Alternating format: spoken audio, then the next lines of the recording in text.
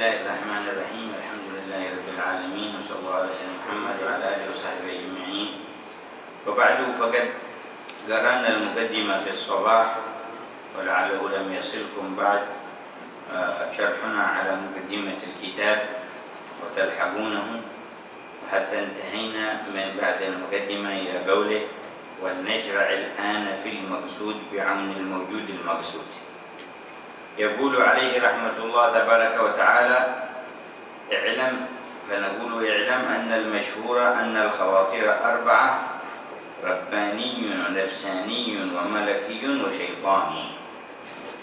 وقد تقدم الكلام على شيء من ذلك، ولعل الشيخ يلحق به أيضا شيئا يتعلق به، وأن الأصل ما ورد في الحديث من لمة الملك ولمة الشيطان، وأنه ينشأ عن ذلك أيضا تفضل الله تعالى على ذي القلب الطاهر بإيراد الخواطر مباشرة لا بواسطة الملك، فينشأ الخاطر الرباني، كما أن النفس تتمكن ممن فسد قلبه وزاغ عن سواء السبيل فتورد عليه الخواطر من دون حاجة إلى قدرات وإمكانيات الشيطان ووسوسته. وذكر لنا هذه الخواطر الأربعة، وذكرنا فوارق بينها. فالرباني قوي قاهر لا يقوى الإنسان على دفعه، لأنه من حضرة الجبار جل جلاله وتعالى في علاه. والنفساني يتولع بشهوة يشتهيها وأمر من المعاصي يطلبه، لها للنفس فيه غرض لا ينصرف عنه ولا يظهر ضعفه بذكر الله، إنما يضعفه ذكر الموت. وملكي ولا يكون إلا بالخير، إيعاد بالخير وتصديق بالحق، كما قال صلى الله عليه وسلم. وشيطاني وهو يضعف بذكر الله، فالشيطان خناس إذا ذكر الله خنس. يقول: ومعرفة الخواطر من أهم شأن العبد، لأنها أساس المعاملة مع الله جل جلاله، بل أساس العمل بمنهاجه في الحياة. قال: والعبد إنما خلق للعبادة. يقول: لأن الأفعال تنشأ من الخواطر، أو قال: لأن الخاطر أول الفعل ومفتتحه، لأن الأفعال تنشأ من الخواطر، لهذا قالوا أول المعصية خطر، كذلك أول الطاعة خطر. فأوائل المعاصي والطاعات خواتر تخطر، ثم تؤدي إلى فعل المعصية أو إلى فعل الطاعة وتقربها إلى الله. فلذا كان مراقبة الخواطر والتمييز بينها شأن عظيم في إقامة أمر الله ومنهجه في هذه الحياة. يقول: والعبد إنما خلق للعبادة، والعبادة أفعال، وهي إنما تنشأ من الخواطر كما ذكرنا، على أنها تصير عبادة بمقدار صحة الخاطر، وهو من تمييز الخواطر، فهو أول الواجبات بعد معرفة الصانع والنبوة. حتى ذهب بعض العلماء رحمهم الله تعالى إلى أن العلم المفترض طلبه في قول النبي صلى الله عليه وسلم: طلب العلم فريضة على كل مسلم هو علم الخواطر. قال: لماذا؟ قال: لأنها أول الفعل، وبفساد فساد الفعل. وعلق الشيخ أن هذا القول ليس بمتجه، لكن هذا الذي قاله لا يتوجه، لأن رسول الله جعل هذا العلم فريضة على كل مسلم. يقول: أوجب ذلك على كل مسلم، وليس كل المسلمين عندهم من القريحة والمعرفة ما يعرفون به ذلك ويفرقون به بين الخواطر. وعلى هذا يحمل الوجوب المذكور في حق الخواص أرباب القرائح الصافية السليمة، ويحمل توقف الأفعال على معرفتها من حيث التمييز الكامل في أنها مقبولة أم لا من حيث التكليف الشرعي. فهناك بعد معرفة أوائل الخواطر لها دقائق ولها شؤون خفيات تنبئ عن حال العبد مع الله تعالى حتى يستطيع أن يميز بها بين درجات الأعمال الصالحة وبين دركات الأعمال السيئة وعظم الذنب وجرمه وكونه أقل أو أشد وأعظم من خلال ميزان هذه الخواطر، وليس كل الناس يصل إلى هذا المستوى. ولما كان مثل سيدنا وابصة سائل النبي صلى الله عليه وسلم عن البر في مستوى من طهارة الباطن ومعرفة التمييز والفرق، وجاء يسأله عن البر فقال: البر ما اطمأنت إليه النفس واطمأن إليه القلب، والإثم ما حاك في النفس وتردد في الصدر. وقال له بعد ذلك: استفت قلبك، وإن أفتوك وأفتوك وأفتوك فلا يغنيك عند الله شيء، فتوى ذا وذاك، وقد أشعر قلبك بصحة ذا وخطأ ذا وأحقية هذا وبطلان هذا، فكن على بصيرة وعلى حذر فيما بينك وبين الله تبارك وتعالى. ويقول: إذا علم ذلك فليعلم الطالب أن الخواطر بمثابة البذر، فمنها ما ينبت السعادة ومنها ما ينبت الشقاوة. والذي ينبت السعادة خاطر الحق، إلا عند الغضب، أي غضب الحق جل جلاله على عبد، فقد يرسل إليه من الخواطر ما يوجب بعده وطرده والعياذ بالله. وخاطر الملك فهذا ينبت السعادة، لأنه تصديق بالحق وإعاد بالخير، أقول لأنه إقامة للعبد في مقامه وحسن عمل بمقتضى منهج الله. فالملك ناصح مأمور أن لا يلقي إلى قلب الإنسان إلا خاطر السعادة وخاطر ينفعه ويعود نفعه عليه ويدرك به الحقيقة ويمشي به في سواء الطريقة، فيحسن إليه الحسن ويقبح إليه القبيح. وليس ذلك شأن النفس ولا شأن الشيطان، فإنهم يستقبحون الحسن ويستحسنون القبيح ويظهرون الأشياء على غير ما هي عليه. لكن الملك ناصح لا يفضي إلى قلب الإنسان مهما تمكن منه إلا بالخير المحض، فخاطره ينبت السعادة. قال: والذي ينبت الشقاوة خاطر النفس الأمارة، خاطر النفس إلا عند الطمأنينة، فالنفس ما دامت أمارة بسوء فخواطرها بذور تثمر الشقاء والعياذ بالله تعالى. هذا كانت السعادة كلها في مخالفة هذه النفس ورد هواها.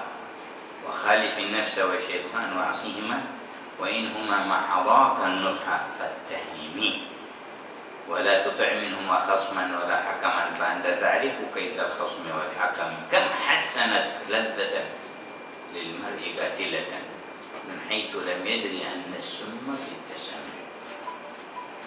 فوجب الحذر من خواطر النفس، وهي تبدأ أمارة تخطر الخواطر الموجبة للشقاوة والعياذ بالله تبارك وتعالى. فإذا جاهد هذه النفس وسار بها زمام الرجاء والخوف، مشت النفس حتى تصير لوامة لها وجه إلى الأمارة ووجه إلى المطمئنة، وتلوم صاحبها. وهنا يبدأ حياة القلب وحياة الضمير، ويبدأ يعاتب الإنسان نفسه على أخطائه، وهذه بداية الصحة. فإذا سار بها ولم يزال معها بمداومة الذكر وحضور القلب مع الله وألزمها الطاعة وتجنبها الشبهات، صارت ملهمة ثم صارت مطمئنة.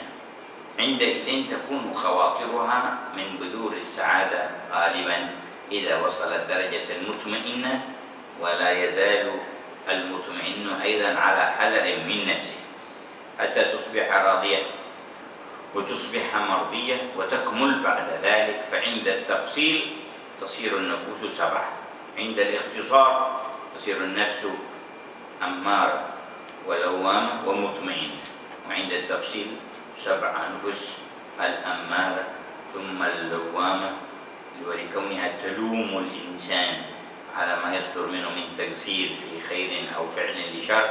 أقسم الله بها في كتابه فقال: فلا أقسم بيوم القيامة ولا أقسم بالنفس اللوامة. الثالثة الملهمة: ونفس وما سواها فألهمها فجورها وتقواها. والرابعة المطمئنة. والخامسة الراضية، والرضا فوق الطمأنينة. والسادس المرضية. والسابعة النفس الكاملة. وهذا مبدأ الكمال الإنساني إذا ارتقى هذه المراقي بسلم التقوى والحضور مع المولى جل جلاله ودوام ذلك.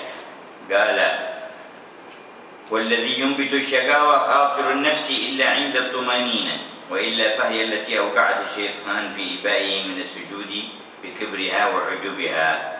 وخاطر الشيطان هو الثاني الذي يوقع أيضا في الشقاوة إلا عند قصد الكد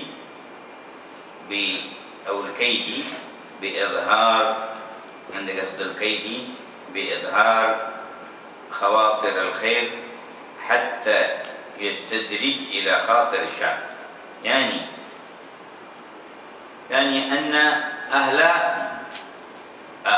أن الشيطان قد يخطر على الإنسان خاطرا من الخير وليس قصده ذلك الخير، ليستدرجه به من ذلك الخير ولو إلى خير بعده، لكن ليوصله في النهاية إلى شر. فقد يزين له فعلا من أفعال الخير لكيده، لأنه متربص، ولأنه ذو مكر، ولأنه ذو خبرة في إغواء وإفساد الناس من عهد آدم إلى اليوم، خبرة كبيرة، ويعلم نفسيات الناس وكيف يفسد عليهم حالهم، فقد يدعوهم إلى خير وخير، ومراده يوقع في حفرة من الشر بعد ذلك. فلهذا يكونون على خطر، على حذر. قال تعالى: وأطيعوا الله وأطيعوا الرسول واحذروا. أطيعوا الله وأطيعوا الرسول واحذروا. كيف نطيع ونحذر؟ يدخل عليك من باب الطاعة ليوقعك في المعصية بعدها من حيث لا تشعر. فهو في الغالب يخطر عليك خاطر الشر، وقد يخطر عليك خاطر الخير كيدا ليوصلك بعده إلى شر، مستدرجا لك مخادعا حتى يوصلك إلى ما يريد، أو يظهر خاطر خير ليشغل العبد به عما هو أهم منه، فيشغله بخير لكن دون الآخر، يعلم أنه لو لم يشغله بهذا الخير لاشتغل بخير أعظم وأهم. فالشيطان بنفسه يقول: أحسن في هذا ولا تروح إلى الأعظم، فيشغله بهذا الخاطر يزينه له وهو خير، لكن المقصود منه حبسه عما هو أهم وعما هو أعظم وعما يتوجه عليه من الواجبات بشيء من الطاعات. وقد يشغله بنافلة عن فريضة، وقد يشغله بواجب يقوم به غيره عن واجب لا يقوم به إلا هو متعين عليه، إلى غير ذلك من حيل الخبيث العدو. وسبب اشتباه الخواطر 14 لا خامس لها، وعند ارتفاعها تتم المعرفة بالنافع والضار على ما هما عليه، وطلب الأول والهروب من الثاني، طلب النافع والهروب من الضار. وهذه الأسباب نسردها الآن ونترك الكلام على التفصيل لمجلس آخر، لأن جنازة الحبيب حسين، جنازة الحبيب أحمد بن حسن بن عبد الله الكاف عندكم تحضرونها، وهو ممن نشأ في البلد على محبة وتواضع وخلق وصلاح وذكر كثير وتلاوة كثيرة واتصال بالرحمن جل جلاله وقوة رابطة بسلفه الصالحين عليه رحمة الله ورضوانه. فلأجل توجهكم إلى الجنازة نرجع الكلام عن التفصيل، ويقول: هذه الأسباب في اشتباه الخواطر ضعف اليقين في الأمور الأخروية، وقلة العلم ومتابعة الهوى ومحبة الدنيا لجاهها ومالها.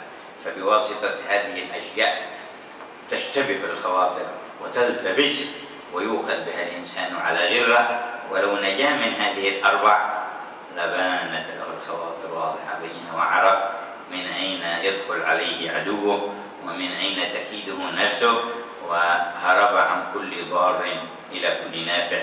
وفقنا الله وإياكم وعلى درجات المنتقلين إلى رحمة الله. كما أن لدينا بجدة جنازة لبعض الشرايخ عليها رحمة الله تعالى، ابنة خالنا محمد بن حبيب بن عبد الله الهدار عليهم رحمة الله. رحم الله حبيبنا أحمد بن حسن الكاف على درجاته ورفع له المراتب عنده وجعله في عليين وجعل مستقره في الفردوس الأعلى. فعل كذلك بشريف هدى بنت محمد بن حبيب بن عبد الله الهدار وبموتانا ودنيا جمعنا بهم في دار الكرامة وخلفهم فينا وفي الأمة بخير خلف. رزقنا الاستعداد لهذا المصير الذي لا بد إليه نصير. اللهم هيئنا وارزقنا حسن الزاد والتزود بأشرف زاد لذلك المصير والمعاد.